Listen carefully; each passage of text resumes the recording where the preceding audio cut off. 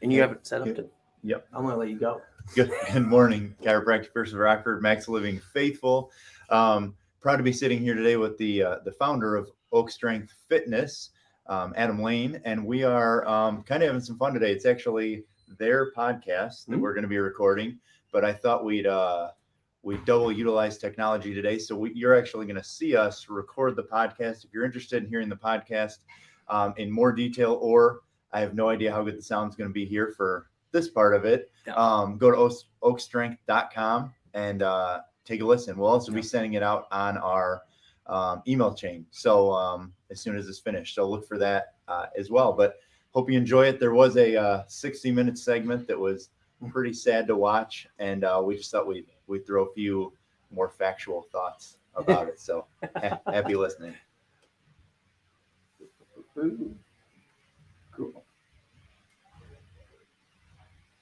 Ladies and gentlemen, welcome to another episode of the Happy, Healthy, Strong podcast. I'm your host, Adam Lane. With me today, Dr. Jared Erdmeyer, chiropractic first. Yes, sir. Of Rockford. Thanks for joining us, sir. It's good to be here. Appreciate it. This is a fiery episode, Jared, because we're all worked up about things. Yes. It's two-time guest now. Yeah. Look at you. Yeah, must have gone all right the first time. That's what happens here. We vet people the first time. Sure. See how it goes. Sure. And if they're terrible, we just stop talking to them. Sure. Not you. You were amazing. You're amazing. So we want to first of all give people some background. If they didn't listen to the first episode, they don't know much about you. Sure. Who are you? What do you do? Sure. Why are you such a big deal? Well, I that's a humbling comment, but really truly proud to be here. We are Chiropractic First of Rockford. We are a network with Max Living Network, which is a group of wellness doctors specifically focused on empowering people to live their best life through building health in their body. And so we pride ourselves on everything from non-surgical spinal correction, mindset, nutrition, exercise, detoxification, and I've certainly spent a lot of time becoming certified and knowledgeable in those topics. So hopefully our collective knowledge can keep people interested in feeling empowered today. It's not easy to be healthy in 2023. It can take some work. And it's not just a one-trick pony. It's not just you just need. Sure. That's why I like you guys. It's not like, you just need a spinal adjustment. We'll send you out the door, and then you'll be fine for life. That's all you need in life. Right. Exercise, blood, nutrition, sleep, stress management. Who cares? Right. Let's just align the spine and go. But you guys take this very holistic approach. Very much so. Which is fantastic because there's a lot going on. There's a lot of distractions in people's worlds. Sure. Speaking of distractions, we got distracted by a 60-minute Yes, we did. news segment that came up where a doctor on the East Coast, I totally forgot her name now, Fatima something, who's hooked up, a smart lady and connected with the government and stuff like that. But she came out on 60 Minutes and said, hey, obesity is a disease, and you can get the obesity. It's a genetic thing. Right. And kind of saying you kind of have no hope at that point. If you're obese, you're obese, and there's nothing you can do about it. If you're obese, there's a 50 to 85% likelihood that your kids will be obese because of genetics. Right.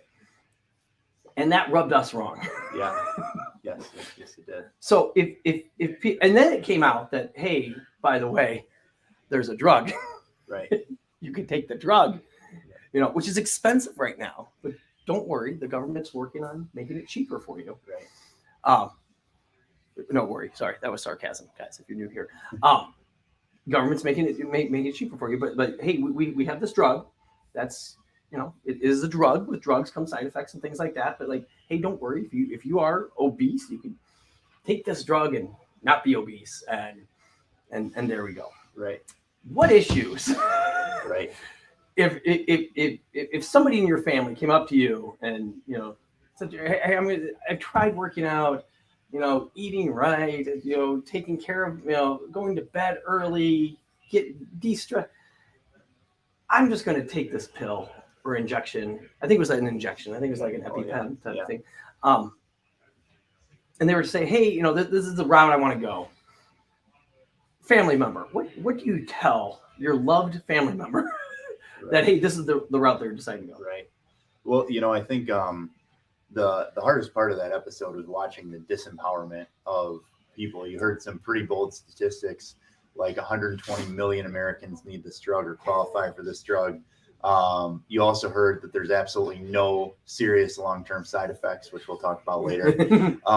And basically it was, I've seen a dietitian, I've done this. It was, and then it even, I'm assuming they had to legally say this. It just so happens that doctor, the drug company that provides the drug also just happens to sponsor the commercials during this segment, so we feel, or I feel, or our clinical philosophy is people deserve to be empowered.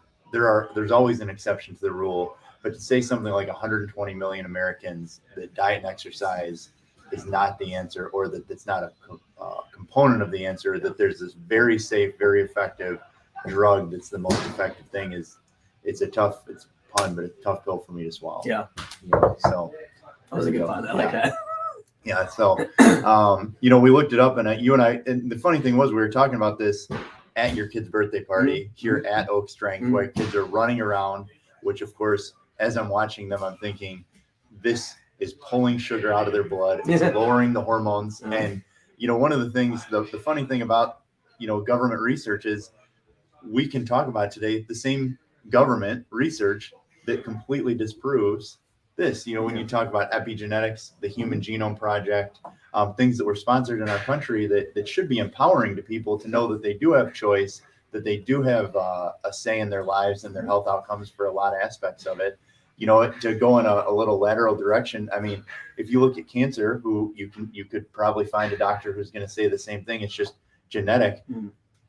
Just about universally. I mean, there's so many studies that show anywhere from 92 to 98% of cancers, lifestyle influences decrease your risk of. Yeah. So there's somewhere between 2 and 8% of cancers that it doesn't matter what you do, and all the rest of them, your lifestyle choices make a difference, whether that's quality sleep, whatever it is. And I can't imagine that's different for obesity, or in fact, we've seen so many different things on it. So I do really like the empowerment thing, because I can't imagine, watching that and think to myself, wow, this is like, I have to have this because I can't do anything else. Like I backs up against the wall. Like it really concerns me for people that people are going to look at that and think like, well, I don't need to exercise now. I don't need to eat well. I don't need to, it absolutely, it scares me. Like, this is like right. what happened to like picking yourself up by the bootstraps, and doing it for you, and you taking control of your life. And we've both seen, tons of people through the years, take control of their life, lose that weight, get stronger, feel better, feel healthier, and completely change the narrative of their own life. Right. And now we're basically saying, we're within this little, 60 Minutes thing that, don't worry, there's a pill. And not saying people don't have hard things that they're going through and stuff like that. I totally get all those things.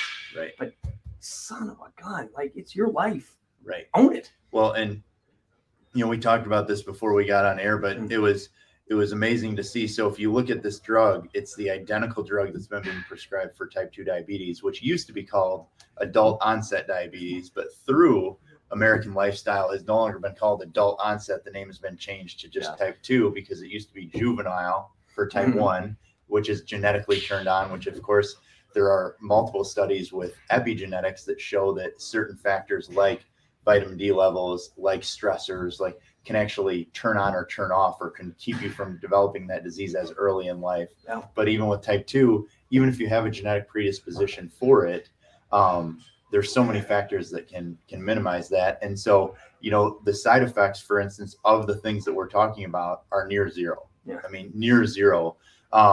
And it was just so hard to watch, where they talk about, well, if you take this, one of the common side effects is that you'll be nauseous, or you'll throw up when you eat. They actually went on to say they made fun of the biggest. It helps you to not eat much then when you're vomiting. Yeah, it throws it out completely. Yes, yeah. But they made fun of the biggest loser. They said, 96% of people that do extreme diets and extreme exercise gain the weight back. And if you go online, the New York Times wrote a story today. It was released today, and it showed what happens when people stop taking this medication. Severe rebound weight gain. I mean, how sad is that they completely leave that out of the study, and they make fun of exercise and nutrition, but yet the same effect when you take a medication and don't work on the brain or the lifestyle aspect of it, rebound weight gain is the same thing. And oh, by the way, here's a few of those side effects that don't occur in the diabetes medication, they occur, but somehow in the weight loss medication, it's not long enough tested. Just a few things that I personally would try to avoid: thyroid cancer, thyroid tumors, pancreatitis, which is true of almost all medications that affect blood sugar, but many of them, damage to your gallbladder, kidney failure, vision damage, severe allergic reactions, heart damage, depression, and suicidal thoughts. And I can't help but think, there's more than 1,000 studies on exercise that shows that it boosts mood. Yeah. And yet this, and some other things that were, many people lose weight for the look or confidence, severe aging looks, sagging skin, fatigue. What were all these, we could go, the rebound weight gain. It's just, these known side effects, and it was actually presented to the general population like there's minimal to no side effects, or there's not long-term side effects.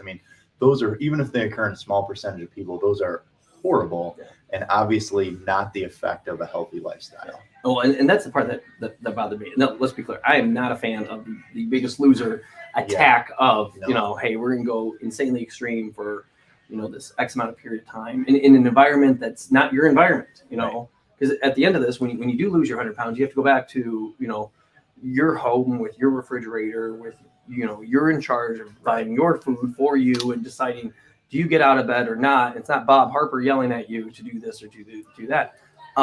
So that's unfortunate, because that's not the best way, my humble opinion, our opinion, in which to tackle a healthy lifestyle. It's not all on assault for, I don't even know how long they're on the show.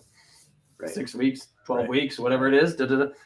It's consistent little habits built over time. Right. So that's not fantastic either. Taking drugs is here we go, that have this list of side effects. Also not good. We find like there's this nice middle ground, and there's you said this earlier, there's no side effect in exercising. There's no side effect in eating healthy. There's no side effect of taking care of your sleep and having a bedtime and going to bed early and making sure that you get good quality sleep. There's no side effects to any of this stuff. Is it easy? No. Does it limit your social media screen time? Maybe. But yeah, that part really rubbed me wrong, and not as wrong as I guess. I don't know. I guess it could have, because I don't associate myself with the Biggest Loser piece. Right. Like that's not how we handle people. When they walk in here. Right. Great, you're gonna eat crackers and water for the next. Right. But son of a gun, come on now. Well, we going back to what I guess some core tenets that I think we both believe in, and I think it would be so empowering if people could. One of the first questions is that I wish people would ask regarding health is, what is the root cause of this problem? What's the simplest possible solution? What's the root cause? And I gave you, when we were at the birthday party, you had all 4 grandparents sitting there, and then you had your wife and all that, and then the kids running around. And it's like, as people age, of course, it takes more work to stay the same. Investing in your health. Nobody regrets investing in their health, but it's so easy to not. But what's the root cause? And I gave you this example on Saturday, but so frequently we have people come in and they say, I can't figure out why there's pooling in my legs. I'm retaining fluid and my doctor doesn't know, so they gave me this pill, whether it's a water pill. And, some of the stuff they give is not horrible, I guess. Like they give the compression stockings and they give some things, but I can't tell you how few people really look at it when I say, well, what's causing that? Just a simple question back. And this person, this very experienced professional, did they take the time to explain it? Because what's happening for the most part, the root cause is your heart and arteries, which are muscles. And so muscles not strengthened become weaker, are not strong enough to push against gravity with the certain nutrients and amount of fluid that you're putting into your body to push the fluid back up until you lay down out of gravity when you're sleeping and pull that fluid out of your legs. But of course, you rarely see, unless you're having heart failure, you rarely see pooling of fluid or pooling of blood in an athlete's ankles. Regardless of age. Why is that? Well, their heart and arteries, which are stronger, and your veins don't have any muscles in them. So on the way down, they have to push hard enough that it pushes it back up. Well, did your doctor talk to you about strengthening your heart? No, they just gave me a water pill. Oh, you mean those water pills that cause your kidneys to fail and cause you to be dehydrated, which dehydration causes how many other problems in the body, how much other damage to your brain? They didn't even bother to say, hey, why don't you try and strengthen your heart? And if that's not enough, we'll give it to you. It's the first answer is a pill. And it's just tough because that's the root cause. The root cause in most cases is your heart and arteries aren't strong enough. So what if you made them stronger? Would you have a zero side effect solution that would have 15 other positive benefits? Of course, most of the time we know the answer. And if people would ask that first, instead of asking their doctor, what drug can I have? Not that they ask what drug can I have, but so frequently they're given it without explanation. How much farther ahead would we be? Because the last just statistic that I think is so important for people to say is they're recommending a drug on this. You know, there's a study out there that shows that if you take 3 medications, that there's a 50-50 chance one of those medications is from side effects of drug interactions. And at 5, it's a statistical guarantee. Wow. At 5, it's a statistical guarantee. At least one medication you're on is a side effect of the other ones interacting in your body. And drug studies are not done with multiple drugs at the same time. So when we recommend drugs for one thing, and the hardest part is ranting here, but when I say to people a lot, you know, if you die because of the recommendations of your doctor, only you die. If you have a permanent damage, if you have a stroke, if you have this, and so it's like, yes, there's a time and a place for all of it. But if you would ask yourself this question, what is the root cause of this problem? How much further would we be if we tried to solve all the possible root causes, then revert to a drug? By all means, there's times that you have to have, if you have a brain tumor, if you have this condition, if you have a genetic thing. But have we solved all the possible root causes first? I mean, how much more sense does that make on a logical sense? Yeah. Well, and I think it's neat from, like, if you look at it from the athlete's perspective, the compression pants and stuff like that, well, when do they wear them? They wear them after the game, after they're totally beat up, and they need to rest and recover. They need to do that as efficiently as possible. Right. That added compression, you know, helps that blood flow, and so they can come back and play back-to-back nights, you know, or whatever that is. Right. Not that their heart isn't, you know, doing what it's supposed to and whatnot. So it's just funny how people use these things inappropriately, because it totally depends on who you are and what you're trying to do. I remember my 97-year-old, you know, grandmother, you know, who has been in a wheelchair for a while, wearing similar sleeves, but like she wasn't walking. She was half paralyzed from a stroke earlier on and stuff like that. So it was like, again, there's a place for it, but just, you know, hey, put these on, take a drug, blah blah. Versus, hey, how about you go for a walk? Right. You know, let's start somewhere. Again, depending on where you are. Hey, get to the gym. Hey, you know, jump on with some personal training. Find somebody that knows what they're doing, in which to drive, you know, your cardio health and your physical strength, and, you know, let's see what can happen from that, as opposed to, you know, here's a pill, wear these socks. Well, and you know this with the experts. I mean, the toughest part, if I was gonna utilize an expert in sports, and I love coaches, love them, try and use them in every aspect. I think you should have somebody smart teaching you about your finances. You should have somebody smart teaching about your nutrition. Obviously, my wife comes here frequently, and when I am off, or, you know, can come to these classes, like, I love coming because you always have very well trained trainers that can watch form and do. I love coaches in all aspects of this, and you obviously do this with high school athletes and that too. You know, this from a similar standpoint, what, you know, the coaches that we're taking advice from in our country have some of the lowest. I mean, America is one of the few countries in the world that has a declining average life expectancy.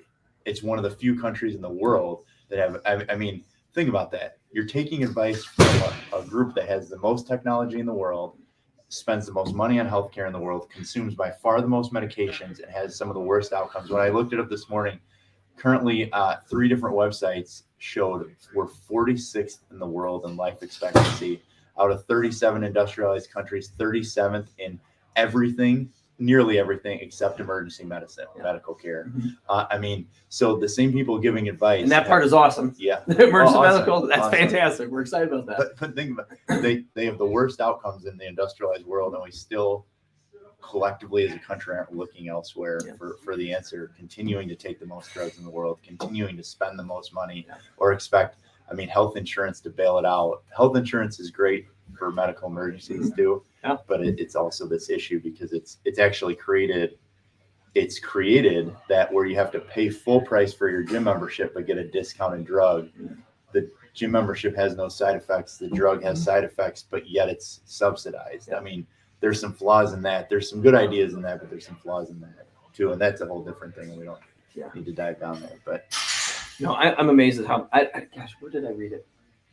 I read somewhere where maybe it might have been. This might have been a Joe Rogan thing, which I'm going to say he checks his sources pretty well. Sure. 75% of the commercials on TV today are drug related. Yeah, which blows my mind.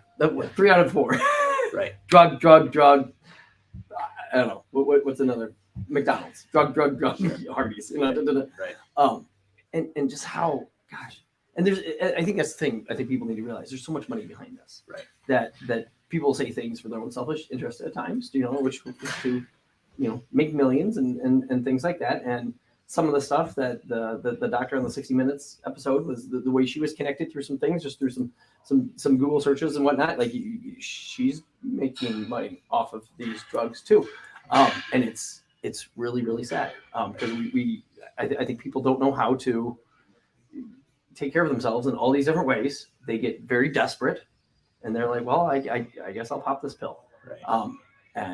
And feel better and hope it works. And man, that is just scary to me. Well, maybe we should maybe address a few of the flaws or risks that people might not be aware of. The idea that this doctor has drug company ties as a consultant to the same drug is not uncommon. I mean, you can go back. One of the first times I was exposed to it was when they decided statins needed to be prescribed to more people, and they lowered the number of safe from 240 to 200. I mean, 9 of the 15 scientists that did that were being paid more than $50,000 by the same drug companies. But more than that, it's not just drug companies. I think we need to be kind of careful. The same European countries like the United Kingdom or Sweden or, some of the ones that we share genetics with, many of the people you and I probably do in German and, these things. And regardless where you go for where your genetics follow, their life expectancy is still increasing. And now the disparity is getting wider. I mean, some 5-6 years, if you go into Asian countries, 7-8 year disparity. But what are some of those other factors? Well, if we look at food and nutrition, there's more crap allowed into our food than any other time. In the same, one of the things they said, obesity is radically higher than 40 years ago. Well, if you go back to 1990, only 10% of all crops farmed were genetically modified. Now it's over 90%. So, I mean, the amount of processed foods that people eat, the amount of people who have a garden, the amount of people who get the servings of fruits and vegetables, eat lean meats, eat locally versus, and even if you go, if you've ever, for not everybody, but if you take, my father's an airline pilot, or retired airline pilot now, the food served on the plane from Chicago to London is different than the food served on the plane from London to Chicago radically because of what they're allowed to put in the food.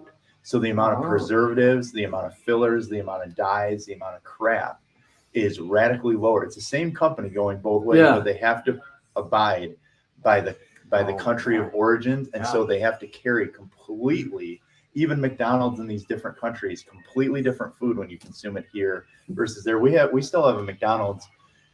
Gosh, I don't know. It's going to celebrate its 8th or 9th birthday. I mean, we have a cheeseburger and chicken nuggets and French fries from McDonald's that sits in open air in our storeroom and still doesn't mold and still is. And that's supposedly chicken, bread, cheese, and meat. And it's 8 or 9 years old. Can you imagine? I mean, can you imagine like these foods that people are consuming certainly turn on their genetics? Are more likely. And then there's artificial sweeteners, which are absolutely atrocious for you. There are all these things that are neurotoxic.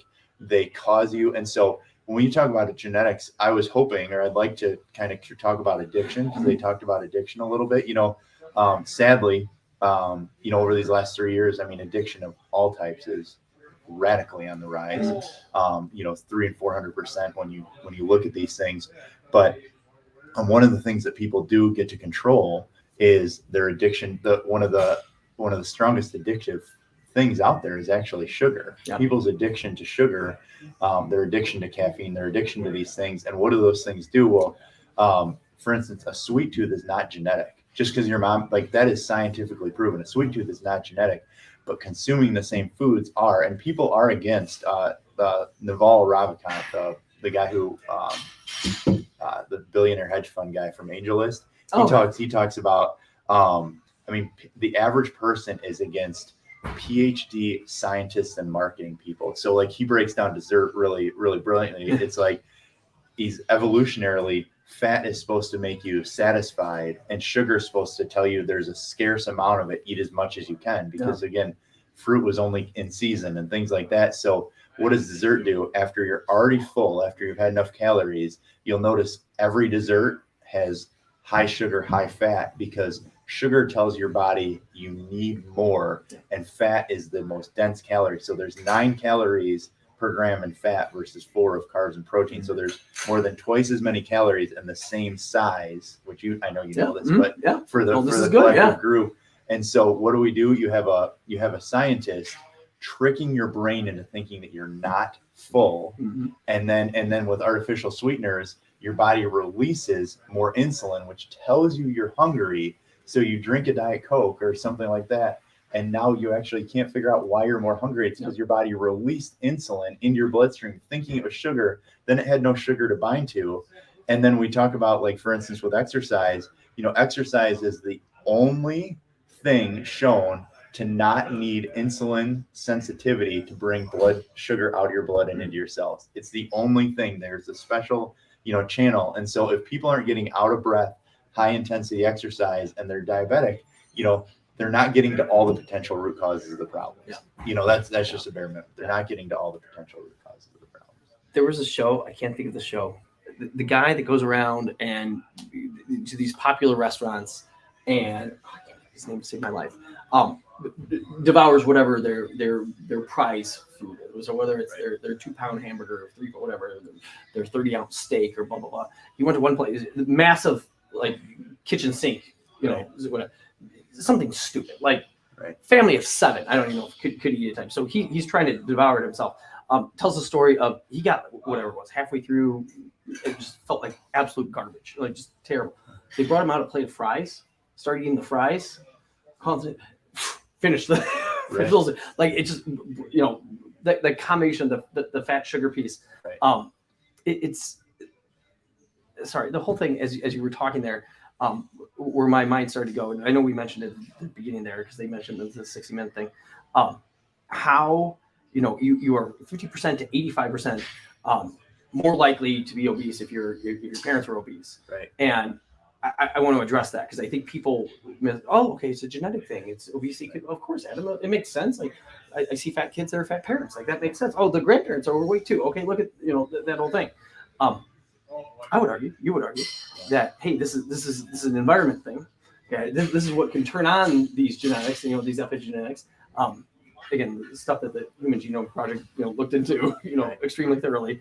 And if you're around, if your parents eat McDonald's and Burger King and they don't work out and they get bad sleep and they're stressed out from their job and they haven't broken a sweat since they were in high school, they're going to have some issues, and then probably you're going to do the similar things too. And I think that's just we're in the same boat. Parents of young kids, like I'm trying to do everything in my power to feed them the healthiest food that I possibly can, get them to bed, as consistently as possible. Sometimes they fight it, but we know. Right. Get them moving, exercising, doing, different sports, jiu-jitsu, wrestling, our kids play some tennis, some soccer, just to move and be kids. That was the fun thing with the party. That's the only reason we have it here at the gym. We just want them to run around and be crazy. Just go be kids, have fun, crawl on things, play on things, climb up on the pull-up rig. I don't care. Don't fall. Please don't fall. And I think people miss that boat and they just want to make excuses, and that is so frustrating to me. But I think that's the piece of like the environment thing where you might be a little predisposed at some point, but there are a lot of people who've been predisposed who have come out on the other side and are better for it. Right. Well, and so it is. There's a really cool book, and the title is exactly what I'm going to say. It's called Mindset by PhD Dr. Carol Dweck. Yep. And it talks the difference. It talks the difference in growth and fixed mindset. So fixed mindset would be, I had it, my parents had it, you know, my kids will have it. And of course, there are certain genetics that do pass through. You know, we talk about that. But a growth mindset would be, what can I look at differently? And so even if you go back generations, so like we have these things that I'm aware of that 3 generations of my family made them. That's how they made a living. They're called raviolas. They're these little Italian pasta things with meat in the middle, you know, meat and ricotta and whatever. And so if you go back to my great grandmother and great grandmother making them, if you look at the things, you're talking about a cow that was grass fed, raised on the farm, milk that was put out. Also, the broth that they're cooked in was now what's coming back, which is bone broth. So they're cooking the chicken or the cow, and they're making broth. Well, a lot of people don't realize what's the difference in regular broth and bone broth. Regular broth has 1 to 2 grams of protein and almost no good minerals. Bone broth is full of magnesium and calcium and all these minerals. Plus, it's 8 to 9 grams of protein per cup. You know, the difference in the stone ground flour versus bleached flour, as far as nutrient content, grass-fed meat in there versus, and so you look at it, well, it's the same food, but it's not the same food. Yeah. It's not anywhere close to the same food. And that's come back to bite. You know, you see even in those generational, like Italians are notorious for pasta. I mean, but you go back a couple of generations and the average size was smaller. Well, you could argue that some of that was maybe work, you know, maybe the physicalness of the farm or whatever they did. But you could also argue the difference in the food quality and how it would fill you up, and the pasta and olive oil and shape. Yeah, all that stuff. But it's a little different with that. So, you know, I just always try and think of like, okay, so how do we utilize this thing? How do you act different? Because I told you this beforehand, but one thing, I was lucky enough, both grandfathers on both sides were diabetics. Both were on heart medications at one point. Both were, you know, they were put the stack, and both of them, actually, one was a farmer, one worked at Kelly Springfield Tires in Freeport. Both of them, when they were diagnosed, decided to change their lifestyle. Now, they didn't know what to do, but they ate less and they had exercise bikes or went to the Y, and they both knocked more than 50 pounds off and lived much longer than they probably already would have. But the thing is genetically, you know, both grandmothers weren't diabetic. But if you go now, I have, you know, parents, aunts, uncles, there's 6 of them total. None of them are on diabetes medications. None of them are type 2 diabetics. There's me plus 12 other cousins, none. We have, I forget, 5 or 6, you know, next gen. Yeah. None of them are diabetic at this moment. You know, not that somebody couldn't become, but I struggle with that. There was a change, and it was a change well beyond me that I watched there was somebody else who made a decision to be different. And that decision to be different has now translated down multiple generations. And that's the empowerment piece that I think is so important, is like, you could be the one who shifts everything in their family. There's a famous, and his name's eluding me, but like, he just wrote a book on that. He's like, there's one person in most families who make a major pivot that decide they're making the change, and when they make the change, it over time translates into multiple generations. It's a generational shift, and there's a lot of families who need that one person to hear this and make a generational shift and decide to invest in themselves and decide to make the changes and decide to do their own research, have that growth mindset. And somebody on here listening could absolutely do that for their family. Yeah. Well, and I had a podcast completely on this before, but my dad, who was, he's, what year is this? Going to be 74. Year and a half ago, not even that. I don't know, I guess it was January this last year. They went down to Alabama, because they're retired, and that's what they do, with his brother. So the couples doing the thing, so much good food down there, and and they were kind of active. They went in and walked on the beach, and, you know, in January in Alabama, Gulf Shores area and stuff like that. But they ate all the food. They had all the fish and the things and the butter and the blah blah blah. Some of it healthy, some of it less than healthy. Came back, got a not great report from the doctor. A1C was 12. Something, resting blood sugar, glucose 303, just holy cow. So the doctor said, hey, you have 3 months to get this together. If not, we probably need to do something. So I'm so proud of my dad. Go back and listen to the episode. I don't remember what it is, 50 something. But like he's like, okay, let's do this. And so we had numerous conversations, and it wasn't just one. It wasn't everything. It wasn't Biggest Loser style. But he got his walks in every day. And severely cut his carb intake, and all the easy, and specifically what you're talking about, all these easy processed food stuff that's just so easy.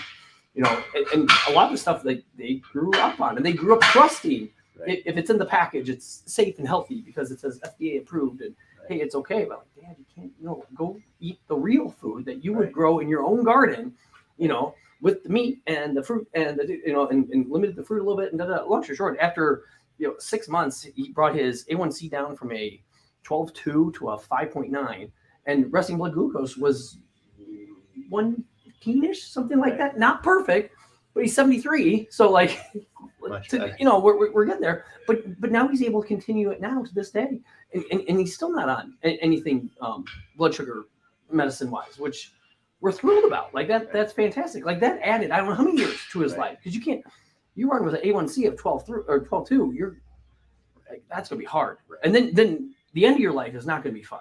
Like you're gonna, in my opinion, die in a very terrible manner in the way of possibly losing limbs and just not the way I have. Not the way I want to go here. But like I think that's the empowering thing within this, where like, gosh, I really hope people don't watch this and just take it, or watch the 60 Minutes thing, take it for like, oh, this is everything I need, as opposed to actually understanding that you're in charge of your own health. You can change. You can make the differences. It's not necessarily easy. You have to talk to the right people. Just like you said earlier, get a coach for everything. Get a coach for your finances. Get a coach for your fitness. Get a coach for, like I'm not a nutritionist. That's not my expertise. I know some things. Precision nutrition certified. But if I want really, really high level, nutrition stuff, I go to our Jackie Kirshner, who's our registered dietitian, who knows all the things, with that. So yeah, I think that's, gosh, I hope that empower. If there's a theme here, friends, empower yourself. Maybe the last major point that I think is worth truly mentioning on what could get to the point, because like you said to me off air here, you talked about the couple of women that they did interview. It's heartbreaking to see somebody try a lot of things, and so some people could possibly listen to this and be frustrated because they've tried a lot of things. And so one of the issues I personally have with the way we've set up our system for non-emergency medical treatment is it's all segmented. Mm-hmm. So for instance, they talk about a dietitian, or they talk about this, and yes, there needs to be specialists and all those things, but there's a reality that the body is very complex, and when you don't try and look at the root, that's why we talk about multiple root causes, because the first try might not work. Mm-hmm. But what do people do? They set themselves up for this. Well, for instance, a lot of women and men, but it's more prominent in women, create hormone imbalances from everything from the makeup they've been putting on since they were 12 or 16 or 18, to the drugs they put in their body to control pregnancy when they're married or dating, or whatever that is, to the amount of toxicity. The book The Paleocardiologist talks about the person, I believe it was a person in 1910 versus a person in 2010. Somebody in 2010 comes in more toxicity in 2 days than 1910 in their entire lifetime. Well, that toxic overload can throw off your thyroid, it can throw off your kidneys, it can overload your liver, it can cause you to not be able to flush or detox. These different things that aren't really addressed when you run a thyroid panel and you give somebody thyroid drug that's not really addressing the root cause. What about detoxification?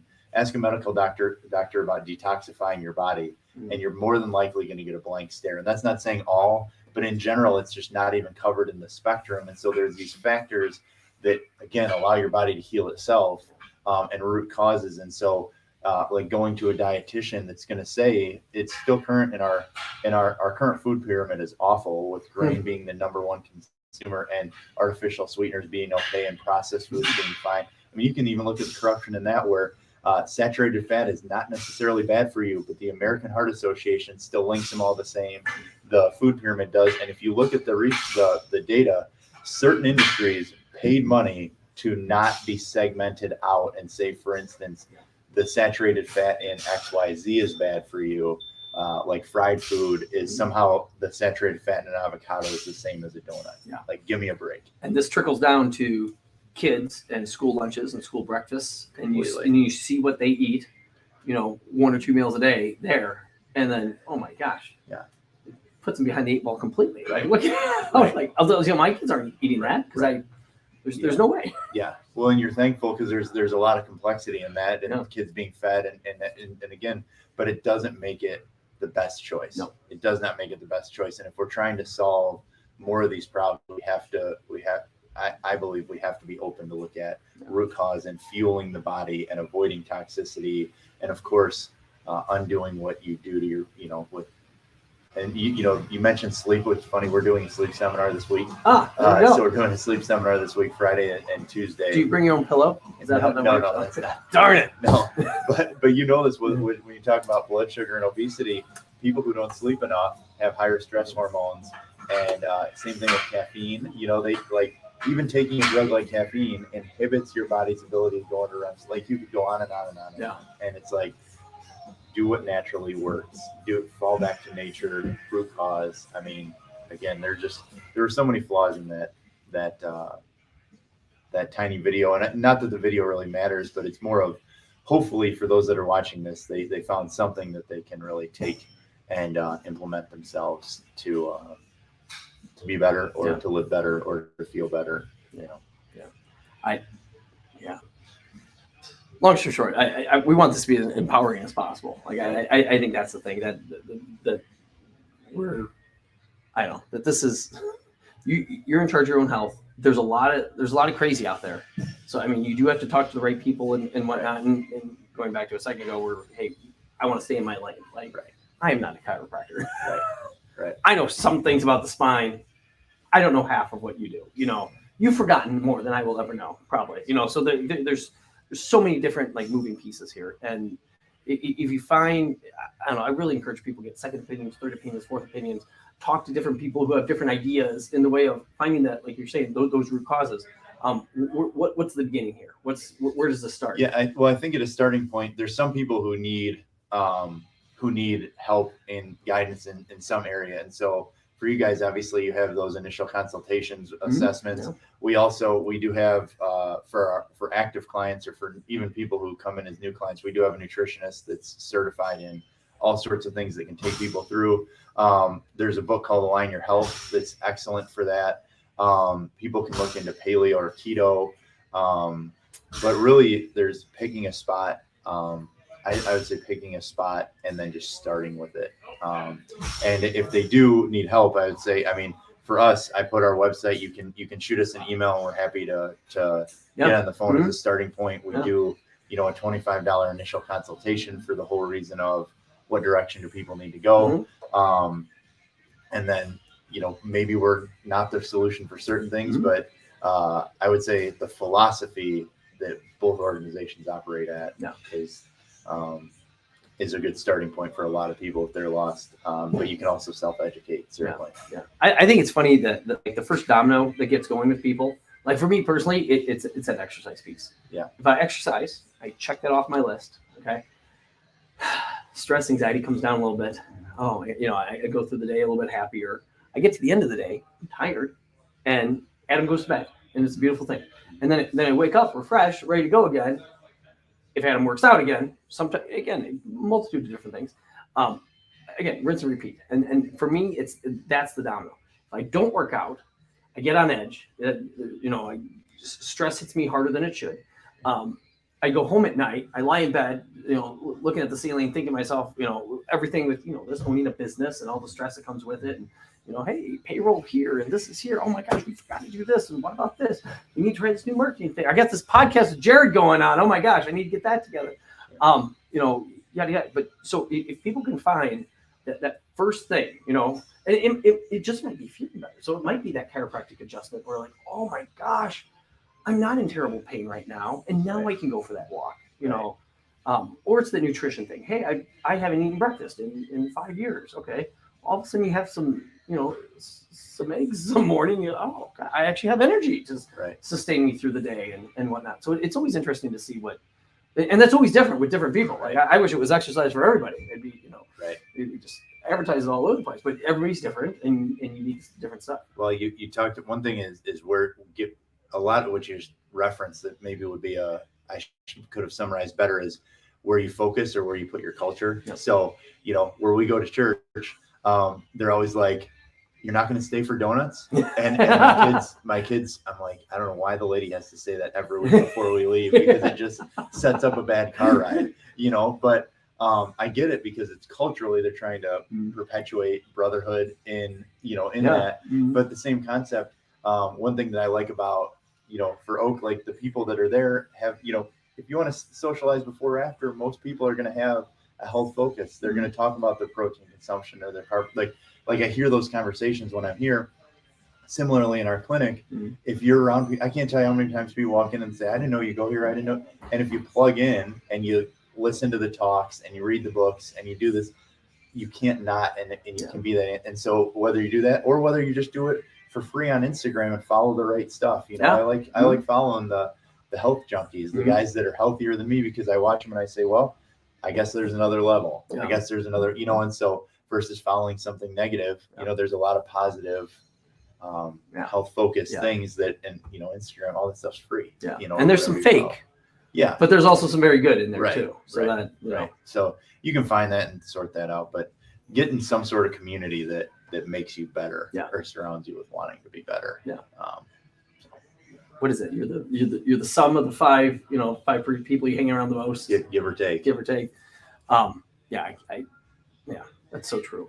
Jared, people want to know more about chiropractic first. Yeah, I would say just rockford.maxliving.com or chiropractic first at Rockford looks up. We do the initial consultation for $25, and you're right. So many people could live better if their neurology functioned better or their joints moved better, and that it would empower them to do much more of what they wanted to do, investing in their health. Very cool. Hey, Bud, thanks so much. I appreciate it. Listeners, thanks for listening. You guys, thanks for watching. Have a great day. I hope you sounded okay.